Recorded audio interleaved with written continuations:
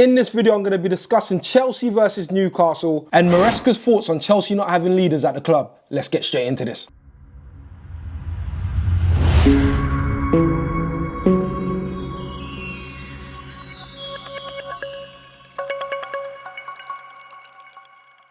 Enzo Maresca has publicly stated he has spoken to Reece James regarding the fact that he expects more from him as a leader inside the dressing room and outside of it. He went on to say, I expected more from him in terms of leadership. For me, because you are the captain, you have to give more than the rest. Maresca also went on to say, I am the captain, I can give less. No.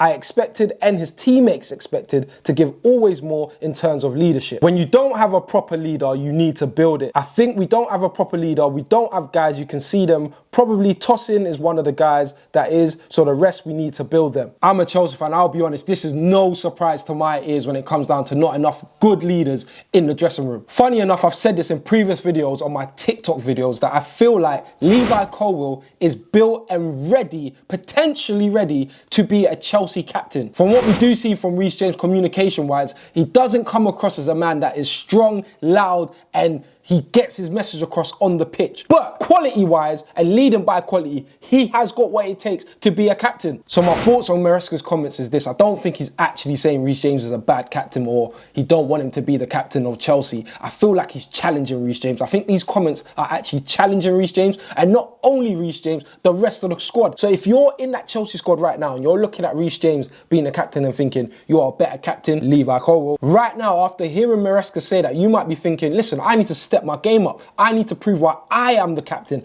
I need to prove why I am a better captain than Reece James. Now, to see it in the point of view of Reece James, he's obviously not played enough games, especially with this squad. He's been getting injuries after injuries after injuries, and that doesn't help when you are the captain of Chelsea Football Club. You need to be actually playing. You need to be on the pitch. You need to be on the training field to be able to feel like you are actually the captain. He's probably thinking, yo, I've been going through a little bit of mental health issues when it comes down to all these injuries and I'm not being able to play. Like, are these players going to actually respect what I'm saying? A great example of this is like working in a job and your manager does nothing, but he expects you to do it all. Like, you're not really going to take your manager serious. He's not putting in no effort. He's not doing even his role as a manager. So it's not hard to believe why Reece James might not be involved in his captaincy duties in the team. But at the end of the day, you are the captain. So when you aren't playing, I still need you to be communicating. I still need you to be there. And I still need you to have a presence within the squad. Reece James needs to buck up his ideas because Levi Colwill could be coming in and taking that Cobham captain spot. And I'm not even joking about it. He could be coming and taking that spot. Now, Enzo Fernandez is our vice captain. I don't think Enzo Fernandez is going to be a part of the A team. So I don't see him taking over Reece James as the captain. But you never know. Now let's get on to the juicy part of the video. Chelsea take on Newcastle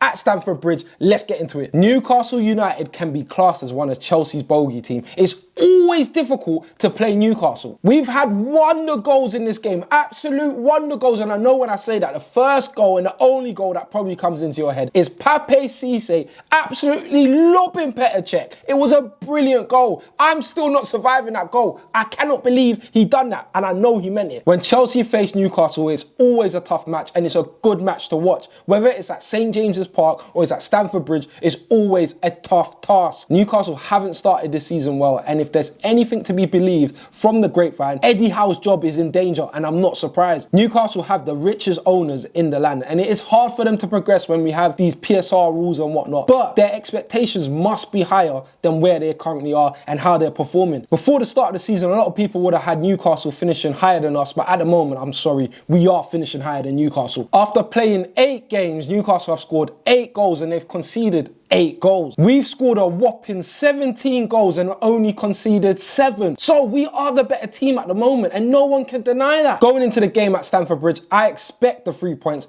but I also expect a hard game. But there's no excuses. We must pick up the 3 points. This is a must-win game. Aston Villa just dropped points at home to Bournemouth. They are currently on 18 points. If we beat Newcastle, we go into 17th points. Yeah, we're 1 point away, but we need to keep in the run with that top 4 pack. So this is a must-win game. If our backline can keep Alexander Isak quiet, we should pick up the 3 points. He hasn't started off this season well. To be fair to him, he has been injured, but since he's come back, he hasn't been looking promising. He hasn't been looking convincing at all. We also need to keep the likes of Gordon quiet because he can make things happen for Newcastle. And even Harvey Barnes. Harvey Barnes coming off the bench, he could do an absolute madness. It's like I can see it now. I can see like an Isak penalty and then Harvey Barnes coming off the bench and bending it round into the bottom corner and beating Robert Sanchez. It can't happen. I refuse for it to happen. We need to pick up the 3 points. We need to pick up the 3 points. This game will be won on 2 factors: the midfield battle and who can take their chances. As long as we take our chances and our midfield can compete with their midfield, we're taking the 3 points. It's as easy as that. With that being said, it's time for me to get into the predicted lineup. Let's get it. So this is the lineup I think Maresca's going to go for. Goalkeeper, Robert Sanchez. Right back, Reece James. The 2 centre-back partnership will be Wesley Fofana returning from his suspension and Levi Colwill. At left back, I've gone for Malo Gusto. Yes, I've gone for Gusto over Cucurella. Cucurella did play the 90 minutes on Thursday, and also Malo Gusto didn't play at all on Thursday, so I feel like for freshness, he's going to go for Malo Gusto. And to be fair, I think Maresca might actually prefer Malo Gusto over Cucurella. In the midfield pivot, I've gone for Caicedo and Lavia. These 2 have to be the starters in the midfield. It's going to be a tough battle against Newcastle, and we need Caicedo and Lavia to be on their best game, and we need them to start the game. So the front 4, I've gone for Noni Madueke on the right wing, in the 10 Cole Palmer, left wing Jadon Sancho, and up top Nicholas Jackson. So this is the front 4 I think Maresca's going to go for. They have been rested, they have been playing together, so this is the front 4 I actually do expect Maresca's going to go for. I do have a surprise in my own starting 11. You're going to have to wait to see what it is. So in the last video I made, I did throw a question out. Should Jadon Sancho start or should Mykhailo Mudryk start on that left wing? And to be honest, if either of them start, I'll be happy. Same thing with the right wing situation. Should Neto start or should Noni start? Either of them start, I'll be happy. So the 2 that are nailed down to start for me is Nicholas Jackson playing up top and in the 10, Cole Palmer. The 2 of them have the best combination when it comes down to goals and assists in the league. There's no point of dropping them right now. Nicholas Jackson is our striker and Cole Palmer is our 10. He is our star boy, so he starts, he gets straight in, first name on the team sheet probably. He just can't go quiet like he did in the Liverpool game. He can't go ghost. I can't be hearing the frosted Palmer. And people, this is where it gets fun. This is my starting 11. In goal, I've gone for Philippe Jorgensen. Yes, I've gone for Jorgensen in goal instead of Robert Sanchez.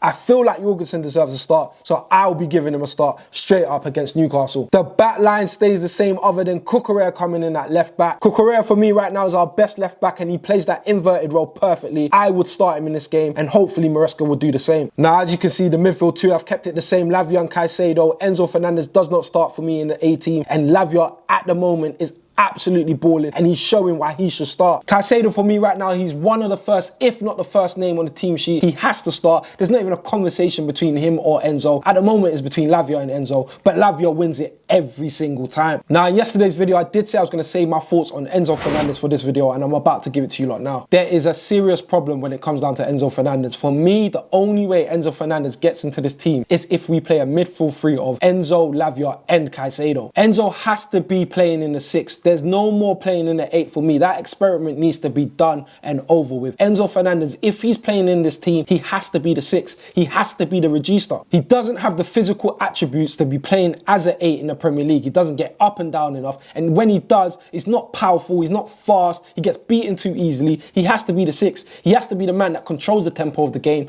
plays his beautiful passes. That's his game. So currently the club do have an Enzo Fernandez problem because we spent a lot of money on him and he can't just be rotting on the bench. But he can't be starting as well because if he's not playing in the 6, he can't be starting in the 8. I don't know how many times I've said this, but if Enzo Fernandez was playing for the likes of Real Madrid or even in the La Liga or just a league outside the Premier League, I think everyone will be raving about him like he's one of the world's best midfielders. I know the qualities Enzo has, but at the moment he's not being utilised well and it's kind of hard for him to be utilised in this midfield role because we play a pivot and at the moment he's not the best partner to anyone. He doesn't partner up Caicedo well, he doesn't partner up Lavia well, he doesn't partner up many of our midfielders well. So for me, to get Enzo Fernandez in this team, it'll be a 4-3-3 with Palmer playing on the right wing, and that's how I see it. So let me know down below if you think think we got an Enzo Fernandez problem, and what would you do to solve this problem? But anyways, let me get back to my team. In the front four, I've gone for Mikhailo Mudryk, left wing now. I've said it before, I don't mind if Jadon Sancho start, but I feel like Mudryk's performances recently deserves a start in the Premier League. I've gone for, surprisingly,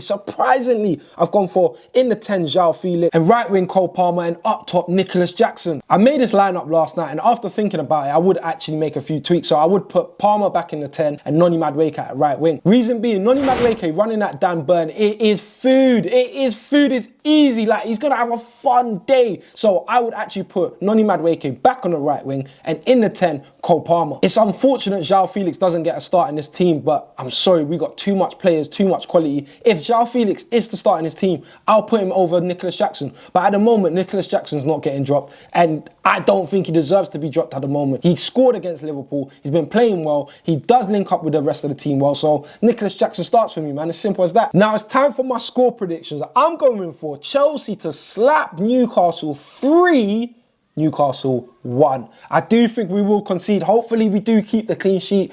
If we do keep a clean sheet, I actually see a 2-0. But I'm going to go for a 3-1 because Robert Sanchez is going to start. I don't fully trust our centre-backs and our back line in general at the moment, especially if Gusto starts. So I'm going to go for Chelsea 3, Newcastle 1. Now we're coming up to the end of the video, people. Listen, if you haven't clicked the subscribe button, make sure you click it.